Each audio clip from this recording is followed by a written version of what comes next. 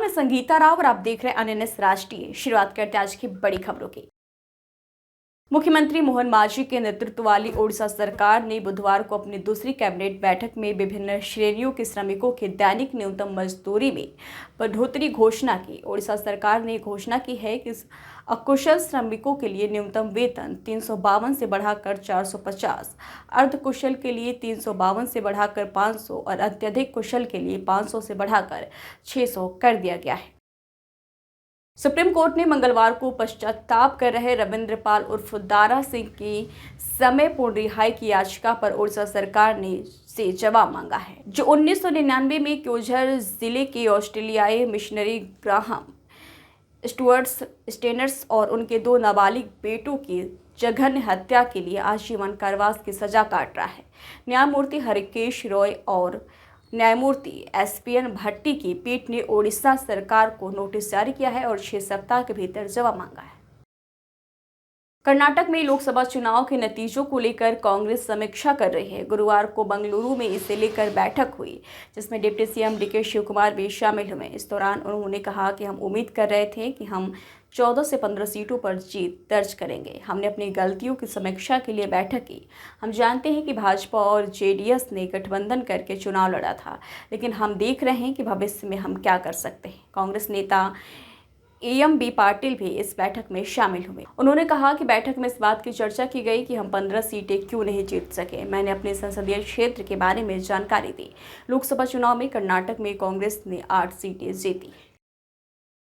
हरियाणा के सिरसा में भ्रष्टाचार के मामले में जिला एवं सत्र न्यायालय ने बिजली निगम के निजी ठेकेदार व जेई और लाइसेंस मैन को दोषी करार देते हुए 3 साल कैद व 30,000 रुपये जुर्माने की सजा सुनाई है।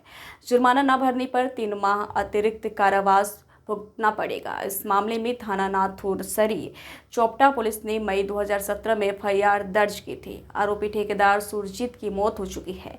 मामले में कई शिकायतकर्ता थे, जिनका आरोप था कि बिजली निगम के ठेकेदार गांव शाहपुरिया निवासी सुरजीत व उसका पुत्र जयबीर, नाथुसरी कला निवासी जय लीलाधर व फतेहाबाद के ढाली खुर्द निवासी लाइन में रणजीत सिंह ने ट्यूबवेल का बिजली कनेक्शन लगाने के नाम पर लाखों रुपए वसूल कर लिए और अवैध कनेक्शन लगा दिया। ढकेरवा मार्ग पर बुधवार को बाइक पर पेड़ की डाल गिरने से पिता पुत्र की मौत हो गई। हादसे में छोटा बेटा बाल बाल बच गया है। पिता पुत्र की मौत से परिवार में कोहरा मच गया है। चलती बाइक पर गिरी पेड़ की डाल, पिता पुत्र की मौत। सिंगाही थाना क्षेत्र के गांव सिंगाहा कला निवासी 40 वर्षीय अरुण यादव अपने 12 वर्षीय पुत्र गगन और 6 वर्षीय पुत्र राघव के साथ बुधवार को बाइक से लालापुर से अपने घर जा रहा था। बता दें कि ढकेरवा निघासन मार्ग पर रौलीपुरवा गांव के पास सड़क के किनारे लगे पुराने पेड़ कूलर के पेड़ की डाल टूटकर अचानक बाइक पर गिर गई। इससे डाल के नीचे दबने से अरुण और गगन की मौके पर ही मौत हो गई, जबकि दूसरा बेटा राघव बाल बाल बच गया। लखीमपुर खीरी में बाढ़ का कहर जारी है। शारदा घाघरा नदियां उफान से करीब 150 गांव बाढ़ की चपेट में हैं। बता दें कि धौरहरा तहसील के गांव रैने समदाहा के 250 ग्रामीण शारदा नदी के उस तलहट्टी में फंस गए हैं। इसका पता चला है तो प्रशासन ने बाढ़ से घिरे ग्रामीणों को रेस्क्यू करना शुरू किया है। बता दें कि एनडीआरएफ टीम ने गुरुवार 11 बजे तक 18 ग्रामीणों को रेस्क्यू किया है। करीब 20 वर्ष पहले आई बाढ़ के समय समदाहा गांव के कटान पीड़ित शारदा नदी के पार बस गए थे। प्रधानमंत्री नरेंद्र मोदी का बुधवार को ऑस्ट्रेलिया की राजधानी वियना में ऑर्केस्ट्रा के धुन के साथ स्वागत किया गया। बता दें कि ऑर्केस्ट्रा कलाकारों की मेजबानी भारतीय मूल के विजय उपाध्याय ने किया, जिनका जन्म लखनऊ में हुआ था। पीएम मोदी ने चांसलर कॉल नेहमर के निमंत्रण पर ऑस्ट्रेलिया की 2 दिवसीय यात्रा की।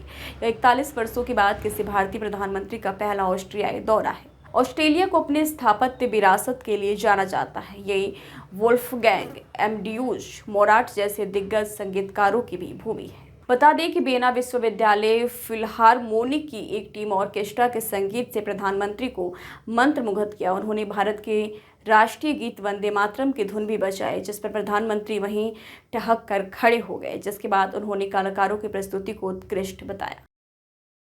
उन्नाव जिले में लखनऊ आगरा एक्सप्रेसवे पर बुधवार सुबह 4:30 बजे बिहार से दिल्ली जा रही स्लीपर बस टैंकर को बाएं तरफ से ओवरटेक करने के दौरान भिड़ गई, जिससे बस के दाहिने हिस्से के परखच्चे उड़ गए। इस भीषण हादसे में दोनों वाहनों के चालक सहित 18 लोगों की मौत और 23 यात्री घायल हुए। हरियाणा से दिल्ली पानी की सप्लाई के लिए आने वाली मुनक नहर बवाना में रात 2:30 बजे पानी का अधिक दबाव होने की वजह से टूट गई। बता दें, पानी बवाना जेजे कॉलोनी इलाके में भर रहा है। नहर को सही करने का कार्य रात को ही शुरू कर दिया गया है। उम्मीद जताई जा रही है कि शाम तक नहर सही कर दी जाएगी। उधर नहर टूटने के कारण नांगलोई और द्वारका नल शोधक संयंत्र ठप हो गए हैं। इसके अलावा हैदरपुर जल शोधन संयंत्र पर भी प्रभाव पड़ा है। हालांकि इस संयंत्र में पश्चिम यमुना नहर से पानी भेजा जा रहा है। फिलहाल आज की खबरों में इतना ही। जल्दी हाजिर होंगे कुछ और बड़ी खबरों के साथ। तब तक के लिए दीजिए इजाजत। नमस्कार।